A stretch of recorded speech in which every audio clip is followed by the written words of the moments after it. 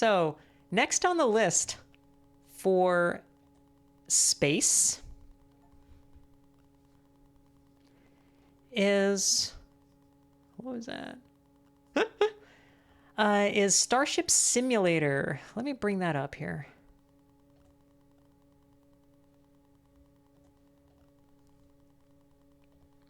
So this one looks like it doesn't have a whole lot to it at the moment. This is just labeled a tech demo.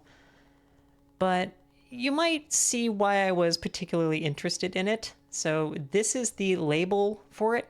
Why am I getting a bit of static here on my background? Let's see if I can fix that real quick.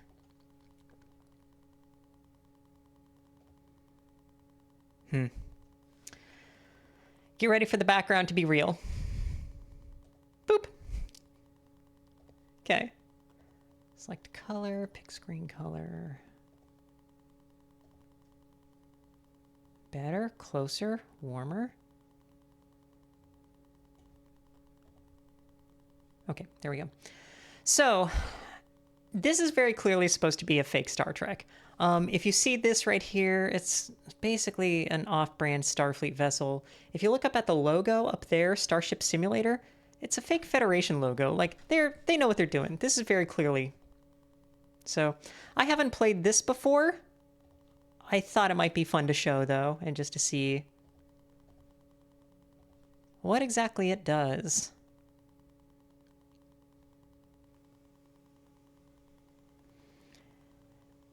A lot has changed on the bridge since Tech Demo 2. We're going to do a couple of tutorials just to kind of get some experience with it, and then we will start a mission. I don't think it has a whole lot past that. Yeah, training modules. So yeah, Starship Simulator.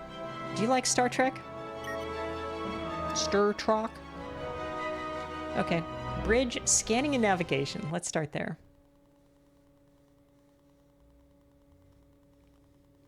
Yeah, the Magellan class. See, because we're explorers.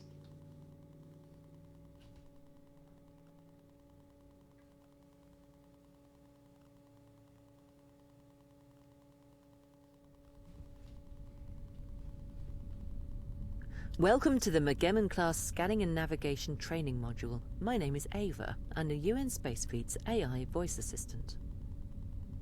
In this module, we will review the correct procedure for identifying targets of interest, and then navigating the ship to the desired location. To begin, proceed to the ship's bridge. I have placed a waypoint on your HUD to help you find your way. Okay. The Magellan class, huh? Okay.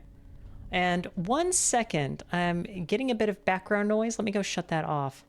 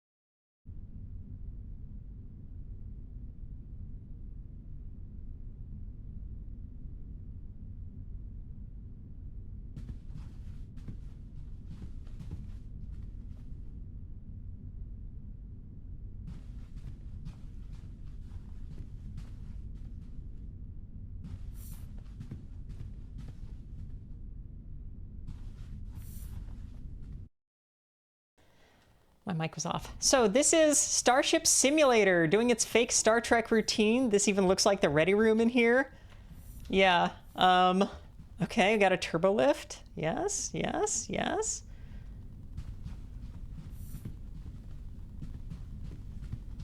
Okay. What is this room? This room is a work in progress, the armory. Close, open. Okay. Yeah, this is very much still a tech demo of this, but I did want to see exactly what it does at the moment because, hey, command and control over any ship system. Right now, we're interested in the science station, so make your way over to that console and take a seat. helm. This bridge station is responsible for scanning space around the ship and then highlighting any targets of scientific interest for the command staff. You'll notice that the sensor's UI has 4 distinct modes, with each one of the ship's physical sensor arrays. Let's begin by taking a look at the galactic position mode, which ties into the X-ray pulsar-based navigation and timing array, or XNav for short. This array tracks the location and timing of known pulsars to accurately derive the ship's position relative to the galactic core. Looking good, buddy. We can also reference that same catalogue of known stellar objects to obtain a high-level overview of each galactic sector. The default sector target always aligns with our ship's current local sector. However, by using the controls below, we can actually target any sector of space, anywhere in the galaxy, or even beyond. Go ahead and press the Target Select button to switch from our local sector to a manually targeted one. Okay, so a couple things. I think this is supposed to be the Milky Way. We see it's a spiral bar galaxy, because it's a bar in there, like the Milky Way is. It's a little more distinct arms than I think are commonly drawn, but who knows? We can't see it from the outside. Magellan appears to be, I'm going to guess, somewhere on the Orion Spur, which is where Earth is and all that stuff. Let me also change the game over.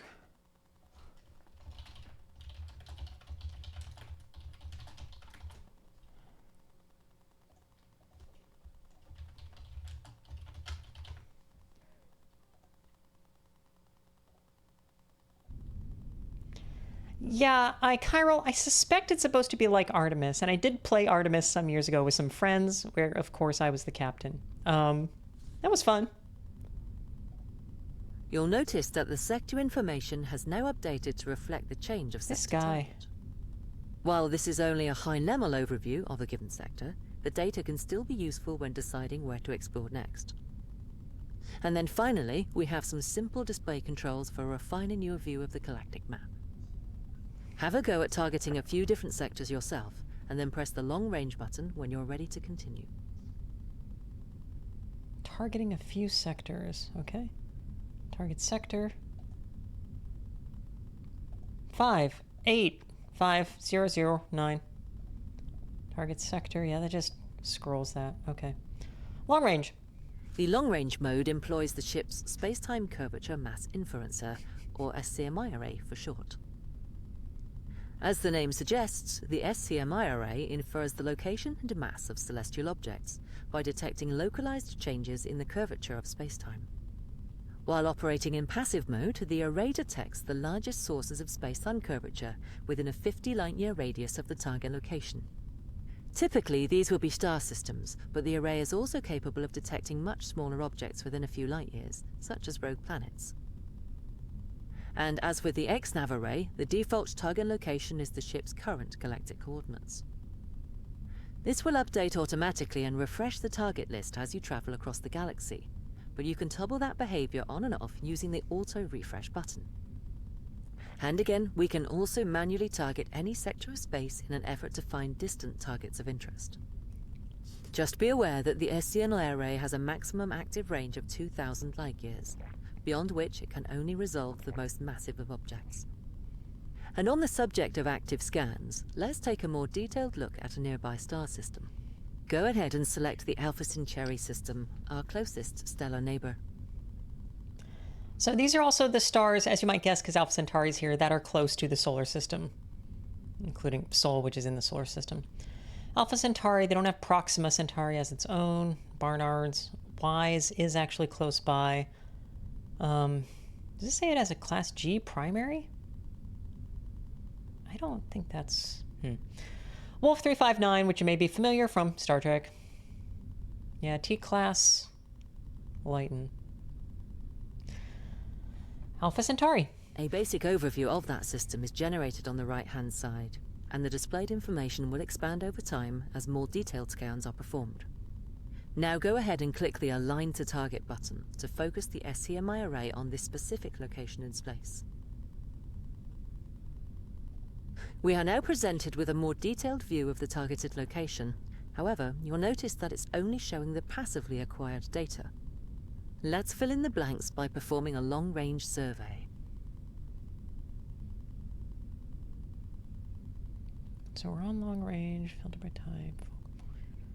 Summary, initiate survey. The Initiating SCMI long-range array is survey. now actively scaling the target location for point-like increases in the curvature of spacetime. By Point-like? employing Einstein's field equations, the system can derive the amount of mass required to cause the observed increase in curvature. Then, once the mass is known, we can determine roughly what class of object we are observing. Okay, Long-range there we survey go. complete. We now have a much more accurate picture of this star system. Go ahead and select any of the objects in the target list. Oh, Alpha Centauri has 6 rocky planets and multiple gas giants, huh? You'll find that we now have more detailed information available to us on the right-hand UI panel. You will also notice that the data is split into distinct knowledge levels, and with our long-range survey, we have unlocked knowledge level 1. This is also indicated on each target entry by way of a single green pip. The goal here is to find rocky worlds within a star's habitable zone, which is our primary target of scientific interest. We can then navigate the ship to that location in order to perform more detailed scans, ultimately increasing our knowledge level for any given object. Typically, we'd perform numerous surveys on many different star systems before plotting a course, but for now, let's pick a target in this system. Go ahead and select any planet that appeals to you from the list, and then select the Send to Helm button. Which is, yeah. So, if Alpha Centauri had these planets, like gas giants, we'd have picked them up by now, probably, even if they are kind of at a perpendicular angle to where we're looking at Alpha Centauri from. I'll also note that Alpha Centauri is a binary, or if you're including Proxima Centauri, a trinary, or whatever word you want to use there, system. It's not clear to me which part of Alpha Centauri, which star these are in orbit of, but I'm going to guess it's A. I don't think a system like this would be stable, given that Alpha Centauri B is as close as it is, but that's fine. Okay, well, let's pick. It's a G5, so we want to be slightly closer than Earth, so let's do 0.8. And send a helm. This makes the planet's coordinates available to the Helm station, so let's head over and take a look at that console now. Okay. Dude, it just... And the arm's just going through the armrests. That's funny. This is very much a work in progress. We'll begin by taking a quick look at the various screens available to the helm. The left-hand display is dedicated to navigation and shows both the ship's current galactic position along with its target estimation coordinates. The central display deals with the flight controls themselves, including the FTL system, sublight engines, and the reaction control thrusters. The right-hand screen features the autopilot controls, toggles for the 3D target indicators, and the ship's navigation lights. Okay, let's retrieve the target information from the sensors by pressing the Use Sensor Target button on the navigation panel. Use sensor target. Okay. Distance 26,000 light years. What are we looking at? Whatever. Your target's coordinate should now be displayed in this box, which represents your current nav target. The galactic coordinates represent the target's position in the galaxy to the nearest whole light year.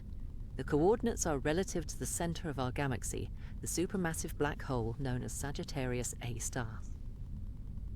The local coordinates represent the target's position within a star system. The coordinates are relative to the system's center of gravity, which is usually a star, or the barycenter in multi-star systems. While it is possible to fly the ship manually to any location in the galaxy, let's engage the autopilot for now so that I can take care of that for you. Go ahead and press the highlighting button on the right-hand screen. Okay. Also let me mess with this filter slightly more. Boop. Okay. Engage. The ship will now automatically turn to face the current nav target, but you will need to manually engage the FTL system in order for us to get underway. You may now engage the FTL system when you are ready. While the autopunt is engaged, I will manage the ship's speed and final approach to the tiny coordinates, so just sit back and enjoy the ride. How may I? The FTL system works by compressing space ahead of the ship, and then expanding it behind, creating a bubble of warped space with the ship occupying a region of flat space-time at its center. The FTO field massively amplifies the ship's current velocity by a factor of the field strength, along the direction of the field's forward vector.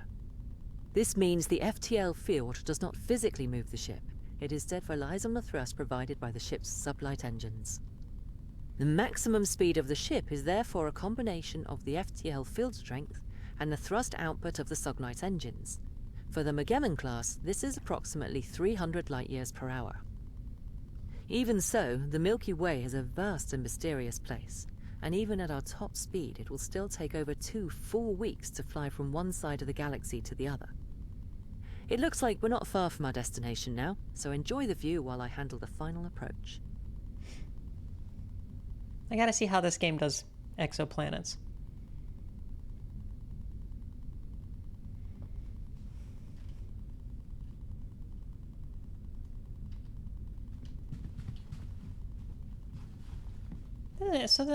So if I sit down, okay, then my body appears and my arms go through this.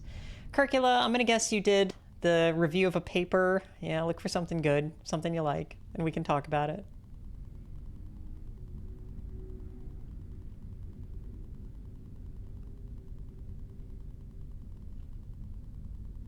A Y-class star is a brown dwarf. Okay. Okay, can we go to the light side, or...?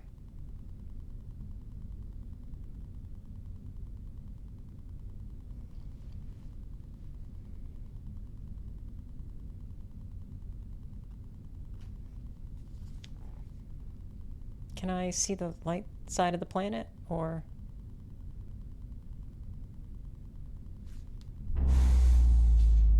Okay, here we are. You are now looking at an entirely new world, bathed in the light of another star. At this distance, our home is now just another point of light in the vast darkness of space. Does life exist here? What new things can we discover on this world? These are the questions that this ship was designed to answer. Let's head back to the sensor station, and we'll see if we can answer some of those questions now.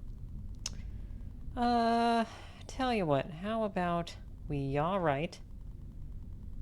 Yaw right. A little more. Great. And, do I have a throttle?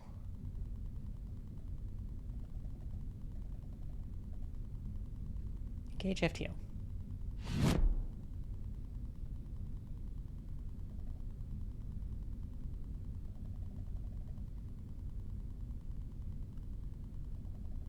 Whoop. Yaw left.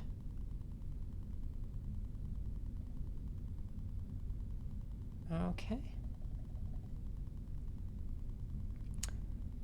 There we go. Disengage FTL. So now we can see some of the planetary surface.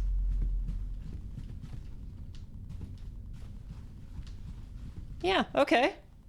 That looks okay. Can I crouch? I have a toggle for crouch. Okay. Not bad.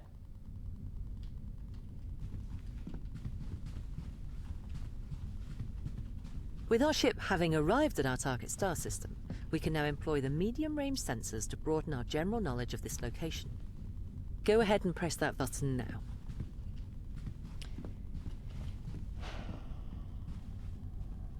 Okay, and now I'm looking at this Alpha Centauri system. So we see we have these,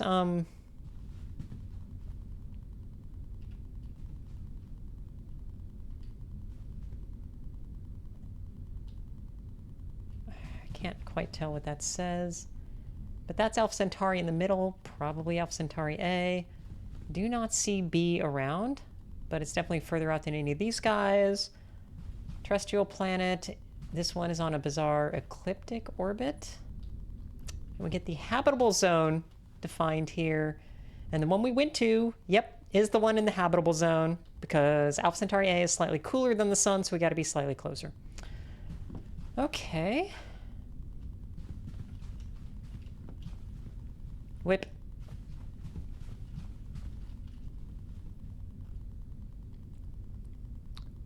Medium range? The medium-range sensors employ multiple modules that are combined into a single array, known as the Multi-Band Interferometric Spectrometer, or MBIS for short. This array has the resolution to perform detailed scans of any object larger than a few dozen kilometers, with its range covering an entire star system. Operationally, we perform a medium-range survey as a matter of course when entering any new star system. This elevates us to knowledge level 2 for all objects in range. Let's do that now. Go ahead and initiate the survey. Yeah, initiate survey. Just as with the long-range survey, the MBIS array works outward from the central star, targeting each detective object in turn. It uses a combination of interferometry and spectroscopy to determine the precise nature and class of all system objects, including their atmospheric composition.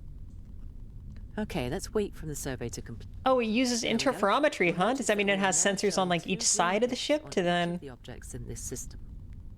And on the right-hand side, you'll find that we have now generated the knowledge level 2 data. At this point, we've performed enough analysis to determine the true nature of each planet, and more importantly, whether or not we've discovered an Earth analog. But what about life, or signs of civilization, past or present? For that, we're going to need a short-range scan. Go ahead and switch.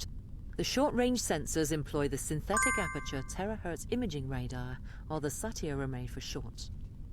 This device fields a high-resolution Vloxenized tomographic image of its target, and then performs detailed spectral analysis on each individual data point. With this technology, we can determine the presence of life, identify artificial structures, and even conduct metallurgical analysis. Let's perform a scan of this planet now and see what details we can reveal. Begin by highlighting the... and now initiate the short...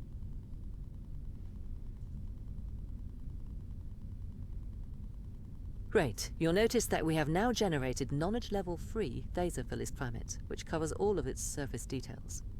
Any given star system is considered to be fully explored once all of its planets are scanned to knowledge level 3. Okay, let's take a look at those surface details. Go ahead and press the Surface Map button. So looking at this data for the planet, yeah, semi-major, semi-minor, so it's pretty circular. Eccentricity is not a percentage, so I don't know why there's a percent sign there. But yeah, 0.09 is a pretty circular orbit. Yeah.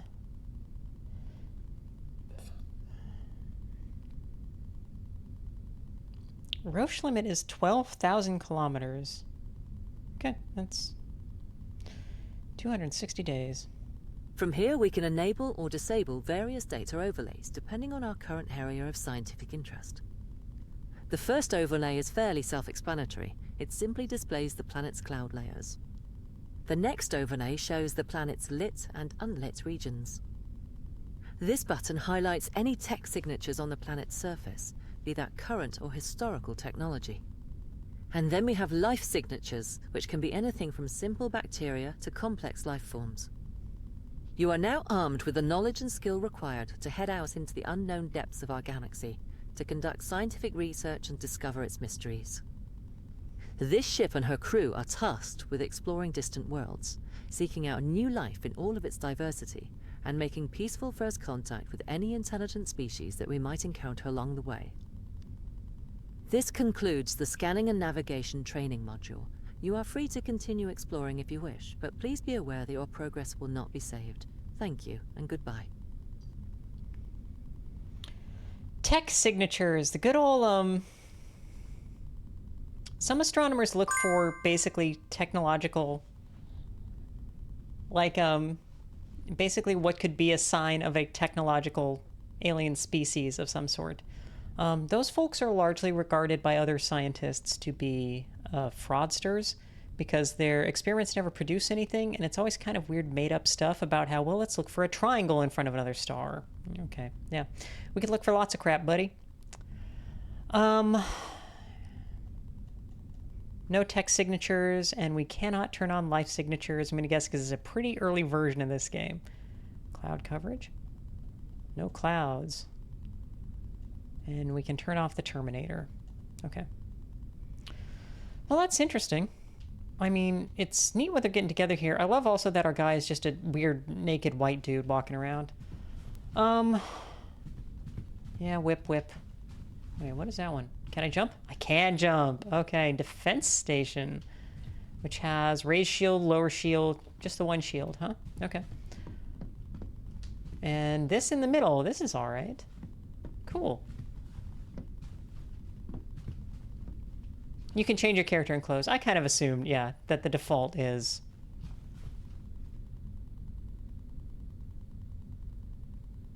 Our shadow has shoes. But, well, okay.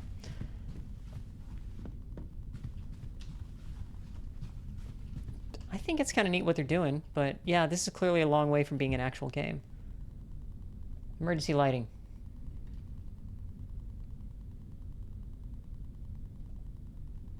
Oh, hell yeah, buddy.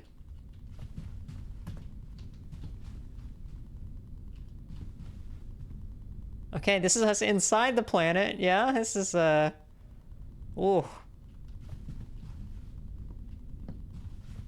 Yeah, you never tried the alien virus button? Well. Yeah, okay, like an alien computer virus. Yeah, the ship is LCB drive shaped. Yeah, right. And it has, maybe, you could also call it a Vulcan warp ring or something. Yeah. And they talked also about how the FTL is bending space, and then you were just going through that bent space with your dumb old rockets. They mentioned the reaction control system. I think that's what you do actually call it in NASA for something that is just basically thrusters. But they didn't mention what kind it was. A lot of the missions we're sending out now use ion thrusters, which provide a low thrust, but are very efficient with the fuel you're using. Disconnect. Disconnect. Disconnect. Disconnect. Oh yeah. Oh yeah.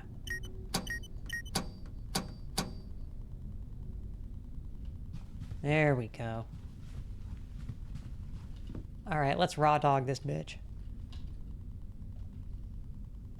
Oh yeah, everything's turned off. Yeah, that's just the circuit breaker for the bridge over in the corner. That's good. Okay. Alright. So, oh, customize character. Yeah. Okay. Body shape. Animations. Feminine. Sure. Skin tone. There we go. Got it. Torso. T-shirt. Good. Jacket. None. Yeah. Legs. None. Good. Feet. None. Rank? Yeah. Yeah. My role is Admiral, though my rank... Yeah, there we go. Okay. Stewards? Yeah, stewards, I can't be an Admiral. Okay. Country? Boy, they got a interesting list. Jersey? Uh-huh. Okay. Well, we're from Malta. Save. All right. Emergency teleport. Okay, that's just to return you to... Okay. Quit to main menu. Cool. And now, engineering cold start sequence. Let's do it.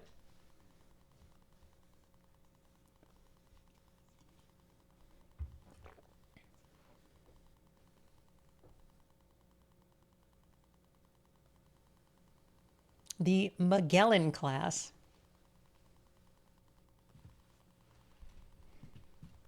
Welcome to the Magellan class cold start training module. My name Oh, is Ava. no, there I'm it the hit UN Magellan. Space AI Okay. voice assistant. In this module, we will review the correct procedure for starting up the ship's fusion reactor and then supplying power to the vessel.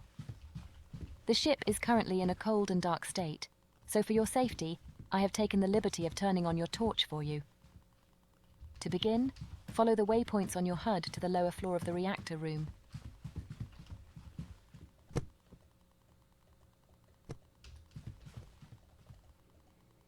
This is just a Home Depot ladder. That's great.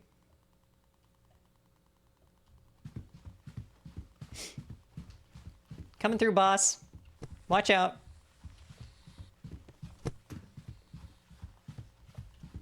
Okay. Yeah? As you can see, the reactor is offline, and none of the ship's systems are powered. Our first task is to provide power to the engineering decks, so let's make our way to the start capacitor's room. Follow the waypoints on your HUD to the startup distributor. I mean, there's only one improvement on this ladder, and that's that it is light. Look at this thing. What does that weigh? Quarter pound? Okay.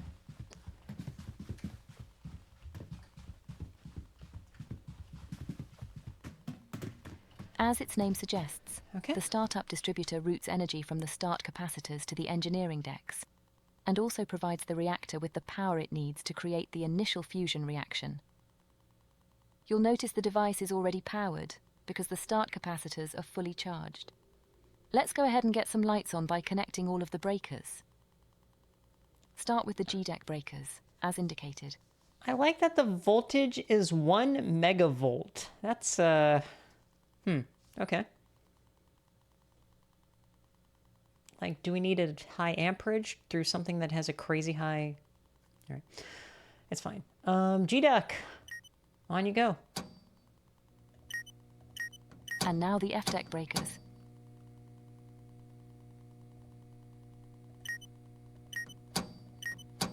And finally, the reactor supply itself. I like it has the actual, like, electrical diagram signals here. Or symbols. Excellent. Now we can see what we're doing. You can go ahead and turn off your torch by pressing T. The reactor controls should now be online, so let's walk back to the reactor room and take a look.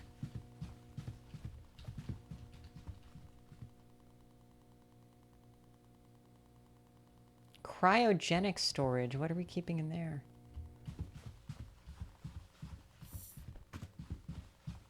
This console displays the reactor's vital information and provides you with full control over the reactor and its subsystems. On the left-hand side, we have the coolant section, which shows the liquid helium coolant flow and the condition of the magnetic field coils. On the right-hand side, we have the electrical section, which shows the reactor's main electrical bus, along with its input and output feeds. In the center, we have the reactor's main display, where we can control the fusion reaction itself. As you can see from all of these alarms, it would be impossible to initiate a stable fusion reaction under the current conditions, so let's fix that.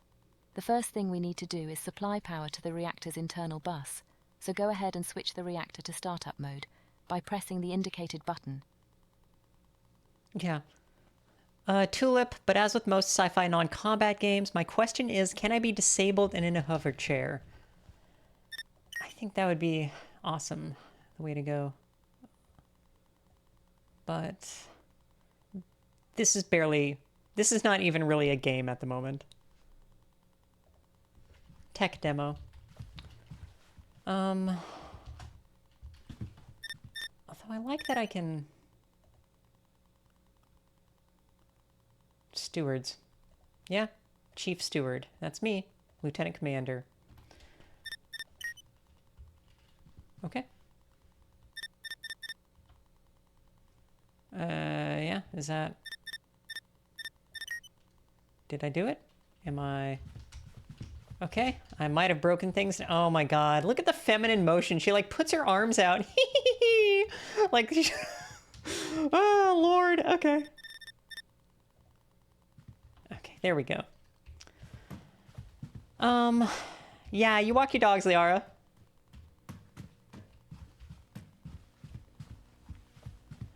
Yeah, she's for real. Yeah. She is maxing out The feminine movements.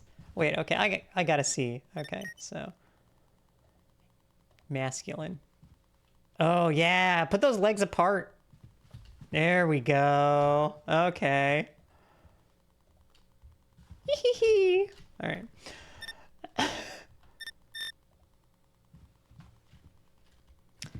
Supply power to the reactor's internal bus, so go ahead and switch the reactor to startup mode by pressing the indicated button. Startup.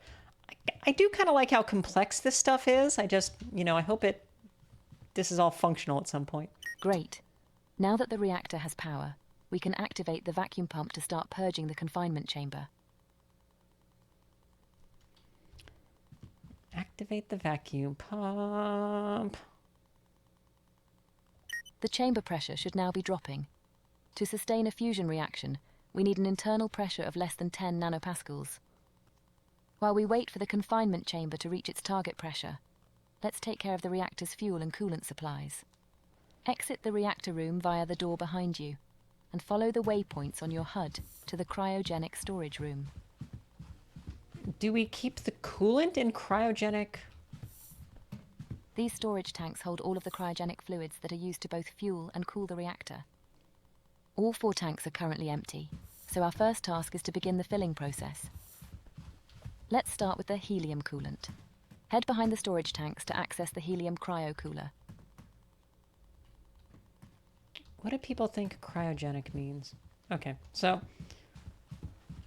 because this is just the coolant, and we deliberately cool the coolant. The cryo coolers use a process called magnetic refrigeration to convert gas into a cryogenic fluid. Oh, yeah. Before pumping it into the connected storage tank.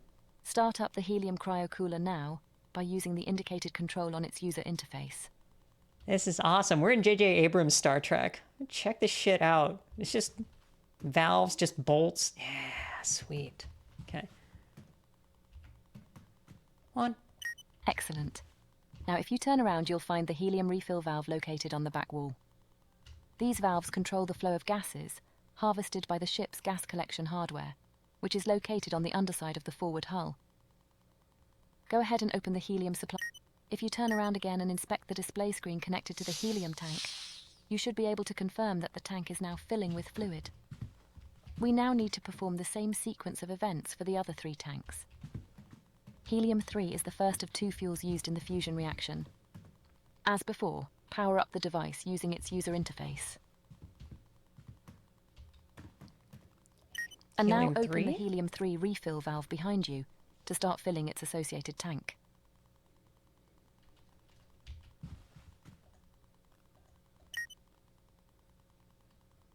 Was that bad? Okay.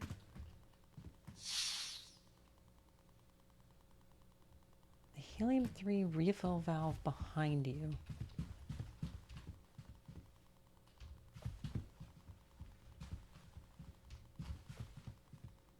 Oh. Next, we need to start filling the 2 deuterium tanks, so let's head over to the other side of the room. Yeah, I had already opened it earlier, but the game just needed me to look at it. Deuterium, also known as heavy hydrogen, is the second of the 2 fusion fuels. We store double the amount of deuterium compared to helium-3, because deuterium also fuels the reactor's neutral beam injectors. Neutral beam As injectors? before, turn on the first deuterium cryocooler. So we are fusing deuterium with helium-3, so we're making a standard helium-4 and a standard hydrogen. Okay. Turn on the deuterium cryocooler. Chiller, chiller. Boop. And now the first deuterium refill valve behind you. Huh? Next, turn on the second deuterium cryocooler. And now the second deuterium refill. Okay, perfect. All 4 storage tanks should now be filling with cryogenic fluids. For our next task, we now need to engage the cryo pumps in order to start supplying the reactor with everything it needs. Make your way around to the other side of the tanks and locate the deuterium tank outflow valve. If we're just fusing the helium-3 with deuterium, why is it necessary to keep it cold? Open the deuterium Unrealistic. outflow valve to begin supplying fluid to its connected cryopump.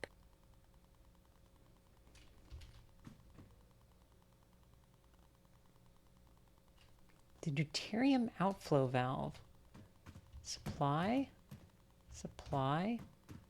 Supply means outflow? Next, power on the pump itself using the button indicated on its user interface. Excellent. That's half of the fuel mix taken care of. Now head over to the helium-3 tank outflow valve so we can complete the fuel supply. Curcula, it's ideal gas. We don't need to make it colder to store it in a smaller area. It's gas. We just squeeze it. As before, fine. begin by opening the helium-3 outflow valve.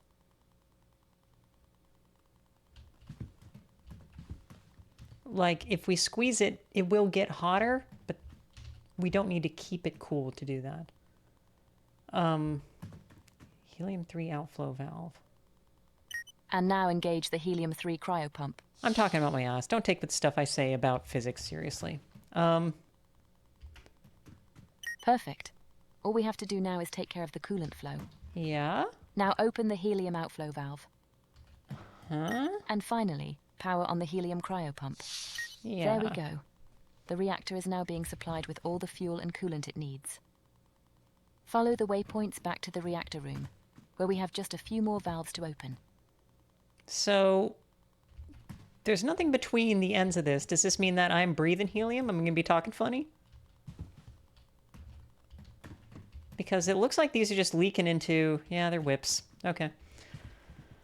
All right.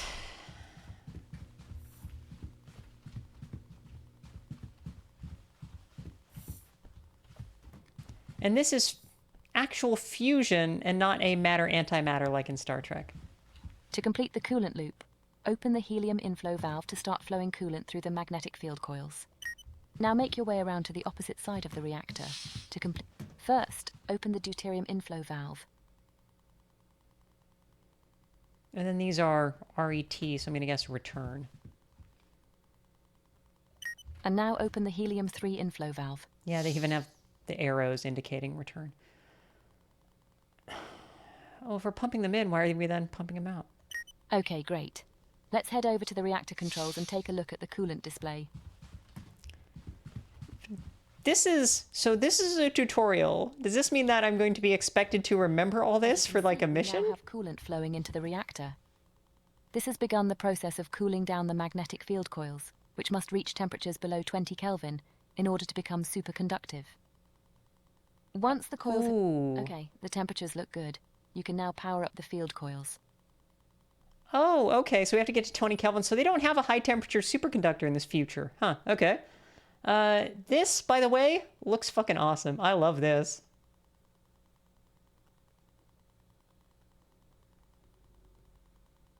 Okay, sorry. Field coils on. With a solid vacuum established, the field coils powered up, and fuel flowing into the reactor, you are now free to initiate the fusion reaction. Yeah? Congratulations. You have now successfully started the fusion reactor. Oh, yeah. For safety, the reactor automatically starts up at only 10% of its rated power. This means high voltage systems, such as the FTL drive, will be underpowered until you increase the reactor output. Let's resolve that now. Increase the power level to 100% using... You'll notice that you can increase the power beyond 100%, but doing so for an extended period will overheat the reactor, causing damage and forcing an uncontrolled shutdown. Okay, we now need to provide power to the rest of the ship. With the reactor now powering itself, you can go ahead and switch the internal bus mode from startup to supply. Given how complex this is, I wonder how complex the whole design document for how they want to design the ship is. Go ahead and switch the internal bus mode from startup to supply. Interesting. Perfect. If we now head around to the opposite side of the reactor output distributor should now be powered up. 900 volts.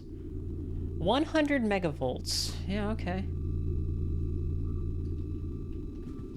The loading screen where it puts the parts together? Yeah, that's... This device distributes the reactor's output to the ship's high voltage systems, which are in fact the only systems powered directly by the reactor.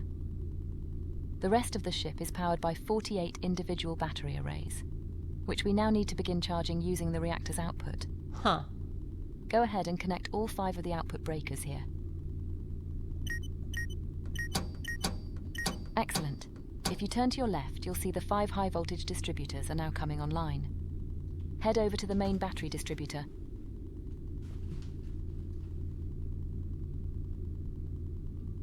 RCS, weapons. The text does not fit in the boxes. This device takes the high-voltage reactor feed and distributes it to each of the 8 battery rooms on F-deck. Go ahead and connect all 8 output breakers. Where are you wanting me to do a thing? Oh, here. Okay. This is battery distributor. Okay. Oh. Man, they even have no load fault test. Yeah, okay. Perfect. The battery arrays should now be charging, but we should perform a visual inspection to make sure. Huh. Follow the waypoints on your HUD to port battery room 1. A visual inspection. Yes. Okay.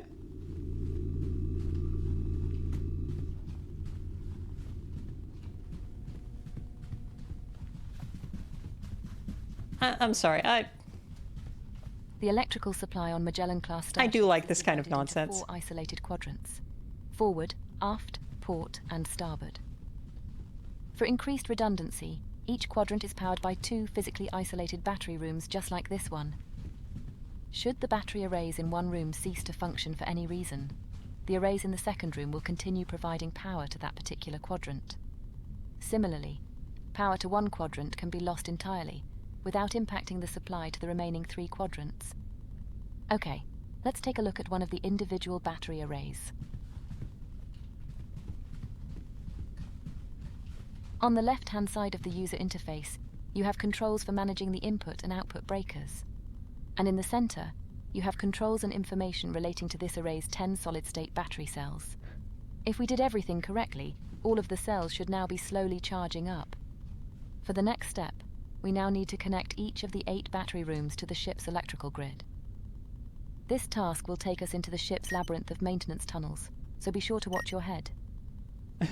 Follow the waypoints on your HUD to port battery aggregator 1. Okay, we're going into the Jeffries tubes.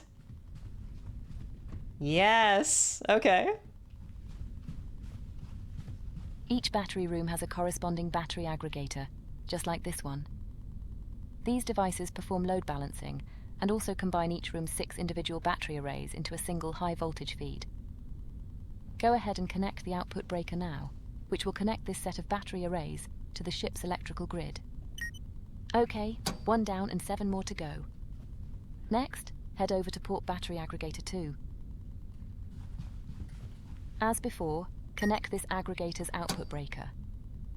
That takes care of the port battery rooms. Let's make our way to the forward quadrant next. Yeah, this is, You're good. You're good. Go ahead and connect the output breaker. And the same again on forward battery aggregator 2. Okay, onwards to the starboard quadrant. One wonders how many players they're expecting to simultaneously be working on a ship. You're good.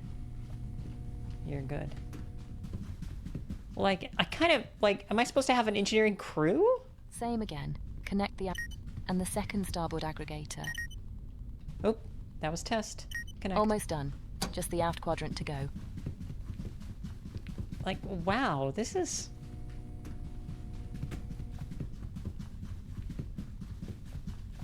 Connect up the first and finally the second aft aggregator. Okay, perfect. All 48 of the ship's battery arrays are now connected to the electrical grid. All we have to do now is supply power to the ship's remaining decks, and then perform a few cleanup tasks. We can do most of that from the reactor room, so let's head there now. Follow the waypoints on your HUD to the forward deck distributor.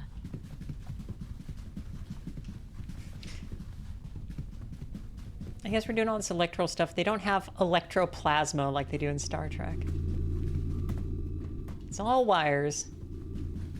Each deck in a given quadrant is fed by a deck distributor, which takes the total electrical load of that quadrant, and then load balances it between the 2 connected battery aggregators. Yeah? Go ahead and connect the output breakers for all 7 decks in this quadrant.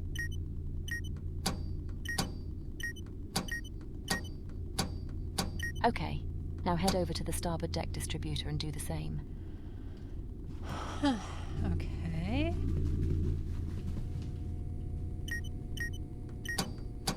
This is not how complex I expected this tutorial to be.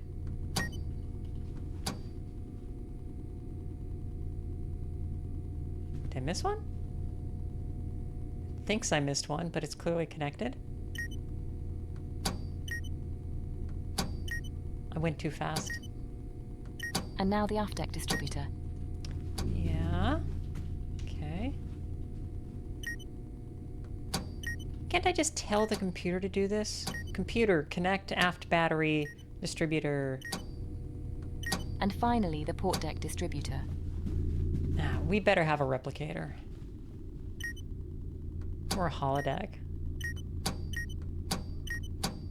God, if there's a holodeck, I'm gonna have to clean out the fluid supply or whatever. Perfect. All quadrants on every deck now have power available from the ship's main battery arrays. You'll notice, however, that the ship is still under emergency lighting conditions, because F and G decks are still using the start capacitor's supply.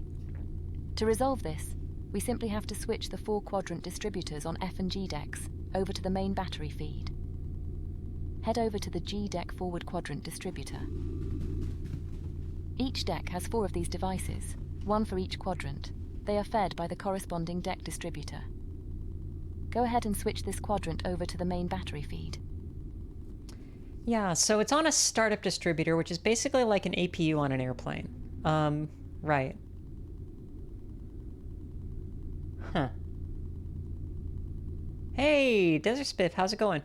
We are starting up this spaceship electrically. Boop. That's better. Now we can really see what we're doing. Now head over to the starboard quadrant distributor and do the same. Boop. And now the aft quadrant distributor. At least it uses 240 volts here, so it's basically like being in a house. Boop. And finally, the port quadrant distributor. That's G deck taken care of. Let's do the same for F deck. Head upstairs to the F deck forward quadrant distributor. Okay. Oh, thank God we also have, like, fire extinguishers have not changed in the year 8000 or whatever this is. As before, switch this, and now the same on the starboard quadrant distributor. Yeah, okay, I'm doing it. And again on the aft quadrant distributor. I know. Doing them all. Hitting the button. And finally, the port quadrant distributor. Well done. That's the main objectives of the cold start procedure complete. But we have one final bonus task to perform. Follow the waypoints on your HUD up to the bridge, and we'll make the ship flight ready. What are these things? Are these supposed to be instruments of some kind? It's connected to a...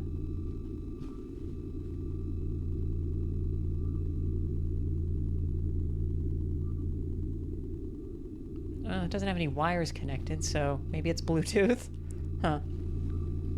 I worked at a scientific facility where we had the giant LIGO, the 4-kilometer long tubes that we were reflecting lasers down, and they had to be vacuumed so that there was no interference with the lasers. And so a lot of it, we had these giant vacuum chambers that we then also had to keep clean. Class 100 was the power, the particle amount in there.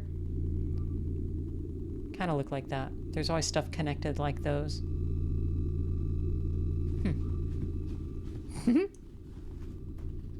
Okay. Lasers, yeah. Lasers typically need also their own power to generate the laser, but hey, work in progress. Uh-huh. Habitation upper, coming soon.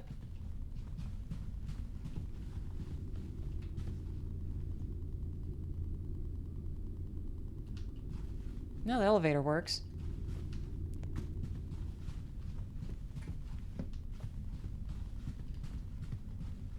Science labs.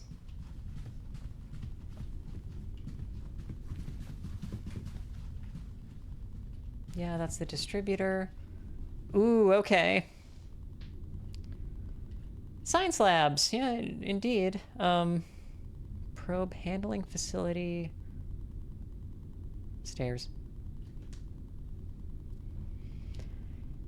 Astrometry lab? Can I go, can I go into an astrometry lab? Come on, this is gonna be a work in progress, but I have to try. So that means the door is around the corner. Yeah, working on it. Not much astrometry happening here yet. I love the sticky notes. Okay, all right. Probe handling facilities, that's right. A certain kind of party is in the probe handling facilities. Okay. Is this a receptionist? Oh, whoa, whoa, whoa. Whip. Alright.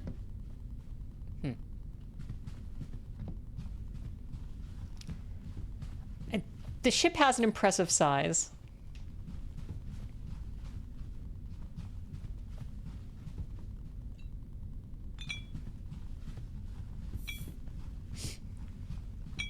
Ah.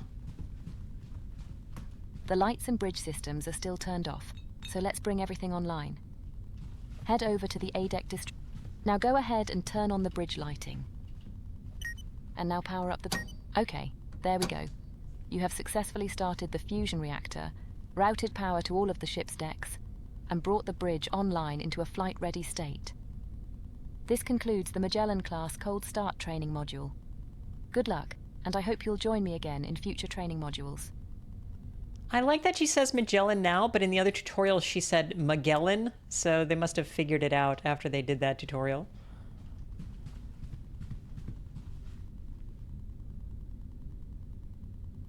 Yeah, now do that again without the tutorial. Well, that'd be fun.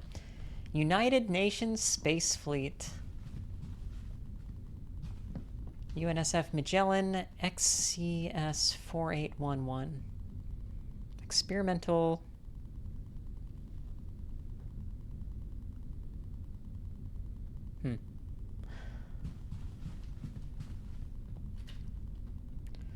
Okay, go back to the main menu, and now we can actually start a mission.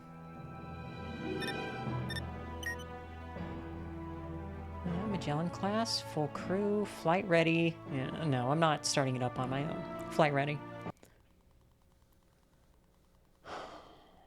And it loads up all the parts here, which is kind of neat.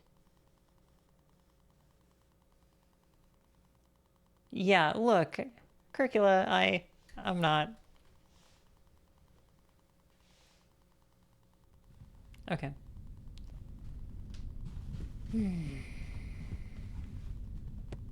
Tablet. Oop.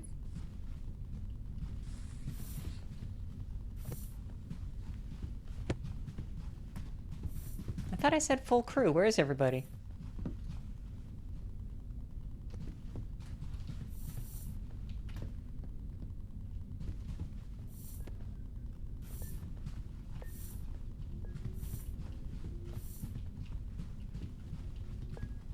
Yeah, the ready room. Okay, well. Yeah, Endless, I wanted to try it out because I'd seen it, and it's like trying to do an off-brand Star Trek thing, which I'm kind of into Star Trek. And it's impressive. Oh my god, there's a fucking pool table. It's impressive what they've done, and it's not near being an actual game yet, but it's interesting to look around at.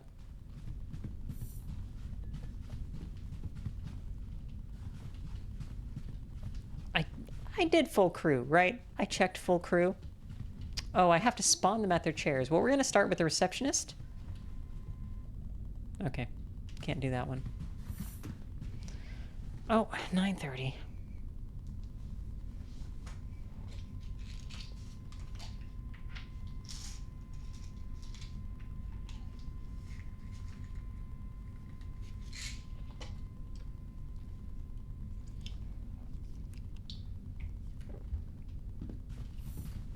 Full bridge crew. Okay, okay. So let's head to the bridge.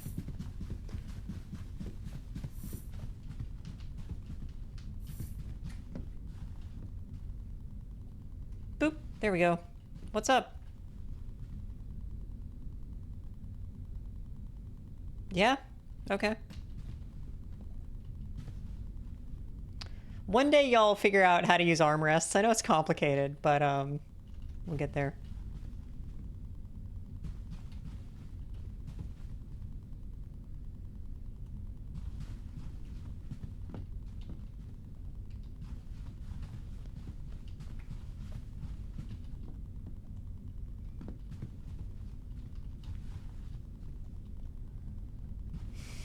Okay, all right. Okay, so we can do nav to sensor target. Friend, I am... Go away. Okay. Long range. So we got Sirius. Procyon must be... Yeah, there's Procyon. Tau Ceti, Epsilon Indy. Yeah. These are real. And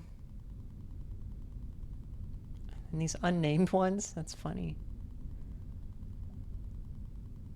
Yeah, sure. Fan maintenance. Send to helm. Long range? Initiate survey. Initiating long-range survey.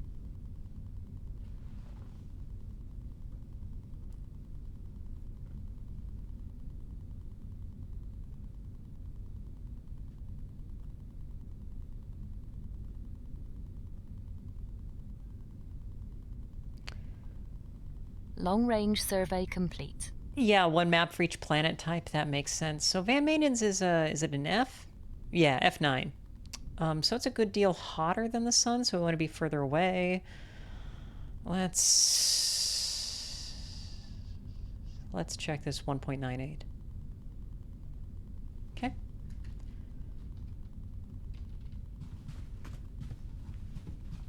And you got it. Engage FTL. Max.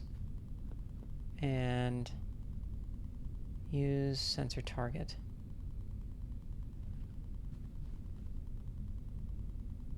Did I miss something?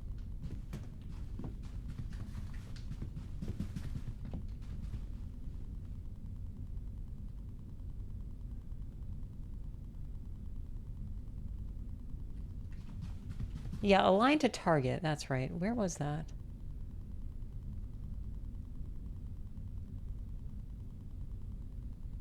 I do not see it.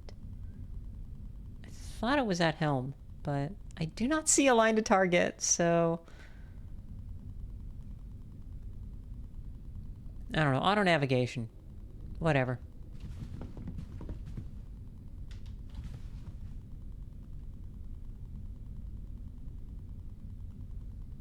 Yeah, I turned on the autopilot, so it's doing it.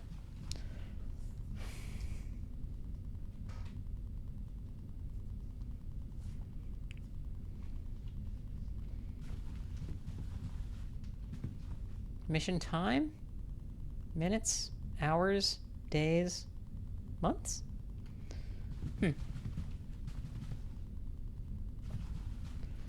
Green on the right, red on the left. Red is always on the left. Or, yeah, red wine to port. It's going. Query eye. Okay. How's it going? Yeah.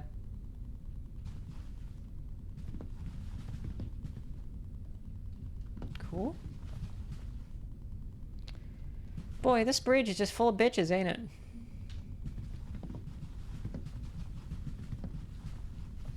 You didn't try going to Sag Star? Okay. We, come on. Can we go faster? Faster. Boop, boop, boop, boop. Eh.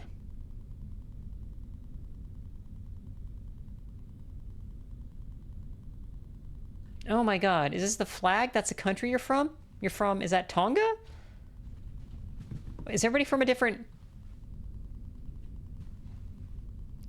That one I'm not sure about.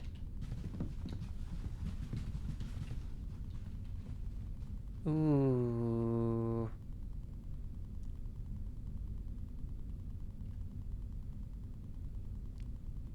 I don't know that one. That one's just India. Huh. Turkey. Saudi Arabia. Yeah, sure. So it just puts a random flag for a random country on the sleeve of each one of the crew members. That's funny.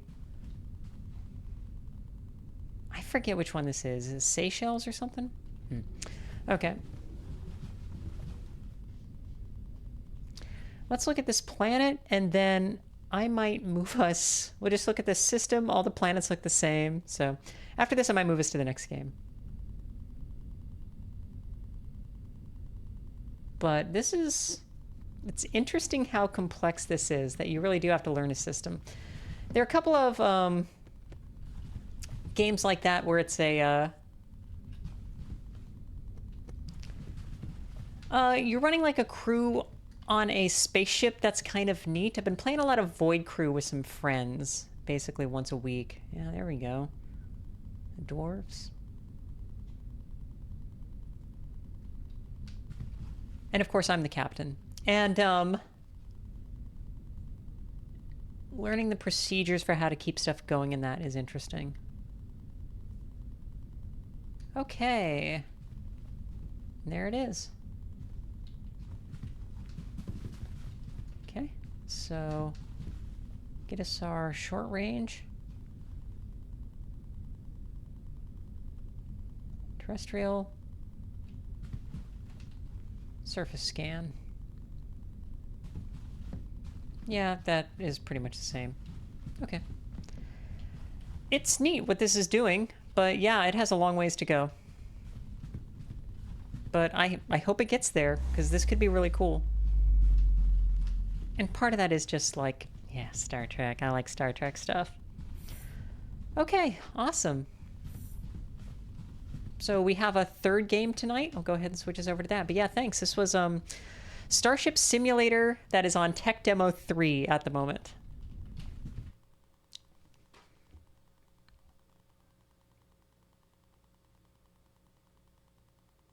Oh, there's a shuttle bay and I can walk outside the ship from there? Okay, I'll do that.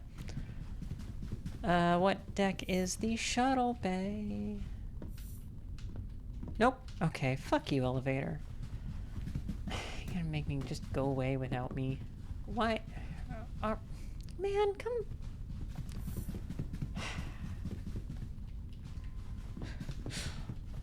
Science labs. Habitation? Habitation lower. Something makes me suspect it's going to be on the bottom. Engineering. Oh, engineering is the bottom. No, there's a deck G. It just goes... We have to get to it some other way.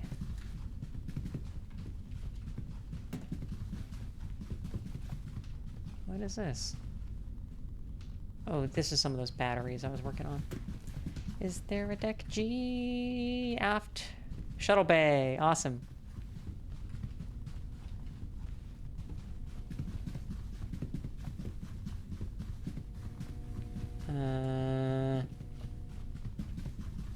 It was pointing in that direction, but it does not... Oh, here we go. Zoink. Okay. Well, I have trapped myself. All right. All right, I'm going to call it for Starship Simulator. It's neat, has a long way to go, but the design is interesting. The fact that the stuff is so complex, it would take some work to learn, is also kind of interesting to weird people like me.